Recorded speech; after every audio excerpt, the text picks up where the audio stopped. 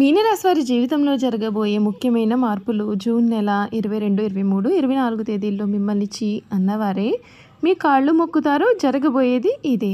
మీనరాశి వారి జీవితంలో జరగబోయే ముఖ్యమైన మార్పులు ఏమిటి, మీకు ఏ విధమైన అదృష్టం కలగబోతోంది, మీ జీవితం ఏ విధంగా మారబోతోంది అన్ని విషయాల గురించి కూడా ఇప్పుడైతే మనం క్లియర్గా ఈ వీడియో ద్వారా తెలుసుకుందామండి.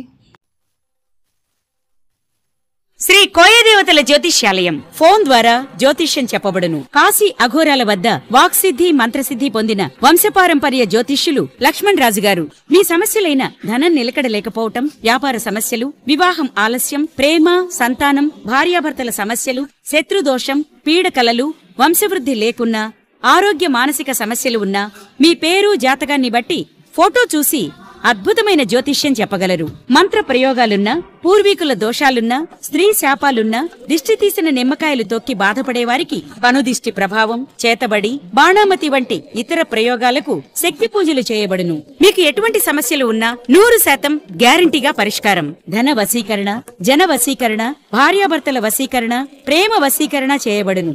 దూర ప్రాంతాల వారికి ఫోన్ ద్వారా జ్యోతిష్యం చెప్పబడును. మీరెక్కడెక్కడో జ్యోతిష్యం చెప్పించుకుని నిరాశ చెంది ఉంటే ఒక్కసారి ఈ గురువుగారిని సంప్రదించి పరిష్కార మార్గం పొందండి.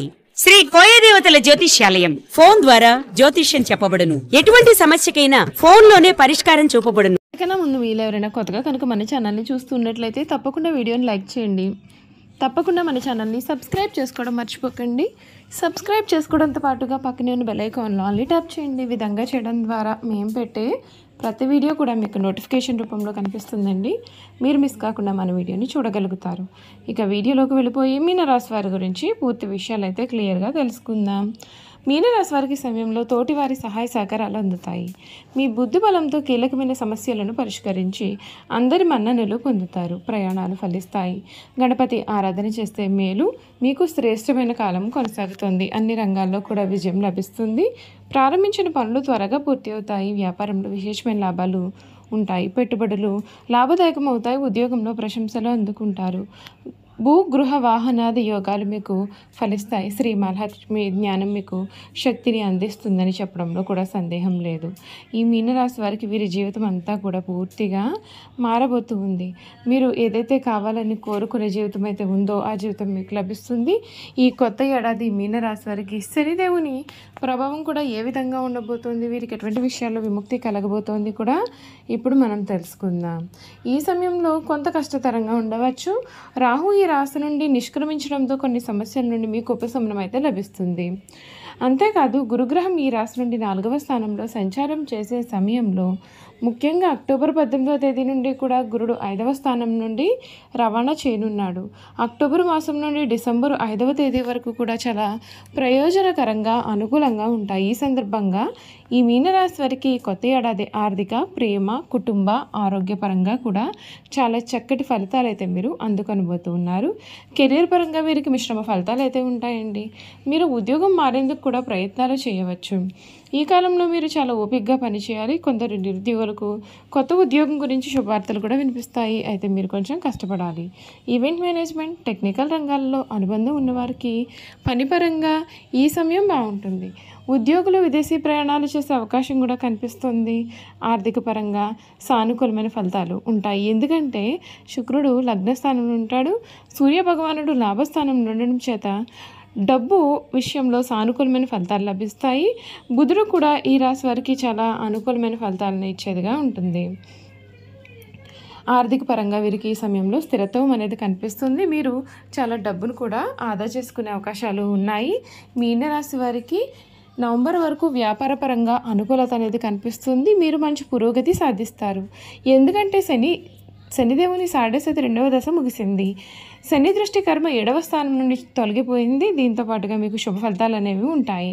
అయితే రాహు లగ్నస్థానంలో ఉండే సమయంలో కొన్ని గొడవలు జరిగే అవకాశం ఉంటుంది కనుక జాగ్రత్త. ఈ ఏడాది మీరు కొంచెం సహనంతో గౌరవాన్ని కూడా పొందుతారు. కొన్ని పాత సమస్యలు మీకు కొంచెం ఇబ్బందులుగా అనిపించవచ్చు. మీరు ఎక్కువ మంది వైద్యులను కూడా సంప్రదించాలి. మీరు ప్రమాదాన్ని నివారించడం, జాగ్రత్తగా డ్రైవ్ చేయడం కూడా చాలా ముఖ్యమండి. లేదంటే మీరు కొంచెం గాయపడవచ్చు.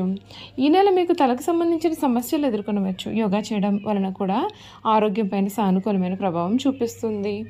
ఈ రాశి వారికి ఈ సమయం అనుకూలంగా అయితే ఉంటుంది. పోటీ పరీక్షల్లోనూ ఇంటర్వ్యూలో కూడా విజయం సాధించే అవకాశాలు కూడా మీకు అధికంగానే ఉంటాయి. మీరు ముఖ్యంగా ప్రతికూల ఆలోచనలకు కొంచెం దూరంగా ఉంటే మేలు. ఈ రాశి వారికి శుక్రుడు, శని సంచారం సమయంలో లగ్నస్థానంలో ఉండడం చేత సాధారణంగా ఉంటుంది. అలాగే శని సంయోగం కూడా ఉంటుంది కనుక మీరు కొంచెం అనేది జాగ్రత్తలు తీసుకోవాల్సిన అవసరం ఎంతైనా సరే ఉంది. చూసారు కదండి, మీనరాశి వారి గురించి తెలుసుకున్నారు కదా.